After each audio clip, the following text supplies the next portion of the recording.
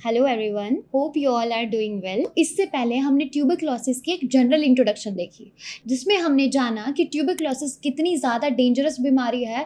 Tuberculosis का bacteria जो कि सालों तक जिंदा रह सकता है और ट्यूबरक्लोसिस वर्ल्ड वाइड कितना फैला हुआ है। तो आज हम उसी बैक्टीरिया के बारे में जानेंगे जो कि सालों तक एक ह्यूमन बॉडी में डॉर्मेंट फॉर्म में रह सकता है। मैं जो वीडियोस बनाती हूँ वो बीएससी और एमएससी स्टूडेंट्स के एग्जाम पॉइंट ऑफ व्यू को देख के बनाती हूँ। तो एग्जाम पॉइंट ऑफ व्यू से जो कि इसका बैक्टीरिया है वो बहुत ही इंपॉर्टेंस रखता है। तो चलिए इसके कैरेक्टरिस्टिक्स के बारे में जान लेते हैं। माइकोबैक्टीरियम ट्यूबरकुलोसिस जो कि टीबी कॉज करता है, इसके कैरेक्टरिस्टिक्स, इसकी शेप एंड साइज कैसा होगा, इसकी सेल वॉल, इसका सर्वाइवल, इसकी ग्रोथ, इसकी मोटिलिटी और भी ये सारी चीजें। तो चलिए सबसे पहले शेप एंड साइज के बारे में देख लेते हैं। Rod shape bacillus 0.2 to 0.5 micrometre wide and 0 to 4 micrometre long. ये बैक्टीरिया रॉड शेप होते हैं, इसीलिए इसको बैसिलस बोला जाता है। इसका साइज बहुत ही छोटा होता है और इसकी विड्थ 0.2 to 0.5 माइक्रोमीटर और इसकी लेंथ 2 to 4 माइक्रोमीटर तक होती है। और इसका साइज इतना छोटा होता है कि माइक्रोस्कोप के बिना देखना इसको इम्पॉसिबल है। नेक्स्ट बात करते हैं सेल वॉल की। Contains mycolic acid which makes it acid fast. इससे पहले हम एक छोटी सी और चीज जान लेते हैं। बैसिलस का मतलब होता है रॉड शेप बैक्टीरिया और माइको का मतलब होता है वैक्सी या फंगल जैसा, क्योंकि इसके सेल वॉल में वैक्सी सब्सटेंस प्रेजेंट होता है। नेक्स्ट बात करते हैं सेल वॉल।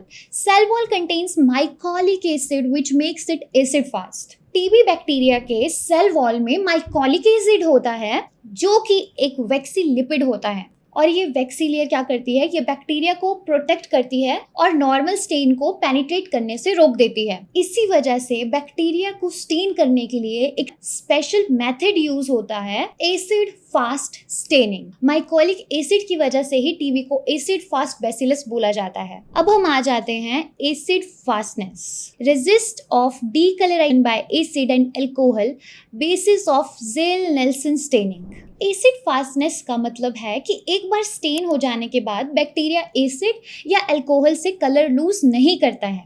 ये प्रॉपर्टी नॉर्मल बैक्टीरिया में नहीं होती है।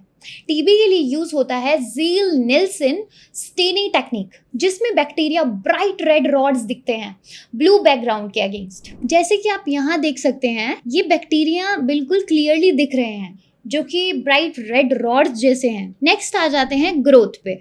Multiplies very slowly, generation time approximately 15 to 20 hours. ये बहुत ही स्लो मल्टीप्लाई होते हैं और 15 से 20 घंटे लेते हैं मल्टीप्लाई होने में, यानी कि ग्रो होने में। और नॉर्मल बैक्टीरिया जैसे ई कोलाई, ये सिर्फ 20 मिनट में डिवाइड होता रहता है। हर 20 मिनट में ये डिवाइड होता रहेगा। लेकिन माइकोबैक्टीरियम ट्यूबरकुलोसिस बहुत ही स्लो ग्रोइंग बैक्टीरिया है।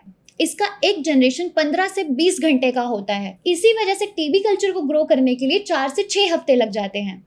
नेक्स्ट हम बात करते हैं सर्वाइवल की। Can remain dormant for years and decades. ये चीज हम बहुत बार पढ़ चुके हैं।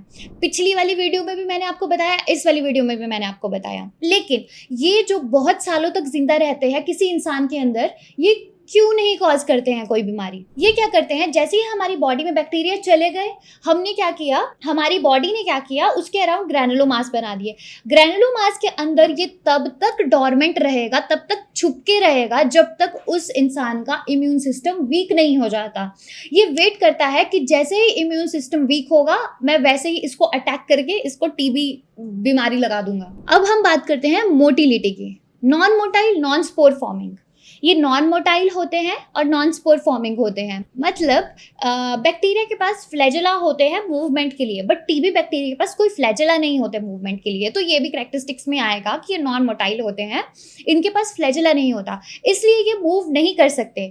इनमें स्पोर्स भी नहीं होते हैं, इसीलिए अनफेवरेबल कंडीशन से सरवाइव करने के लिए अपना सेल वॉल का वैक्सी कोटिंग यूज करते हैं। और despite being non spore forming, TB bacteria फिर भी डिकेड्स तक सरवाइव कर लेते हैं। सिर्फ ये अपनी वैक्सी वॉल की वजह से या अनयूजुअल प्रॉपर्टी इसे मोस्ट हार्डी पैथोजन में से एक बनाती है। तो होप आपको इसके कैरेक्टरिस्टिक्स अच्छे से समझ आए होंगे और थोड़ा इंटरेस्टिंग भी लगा होगा।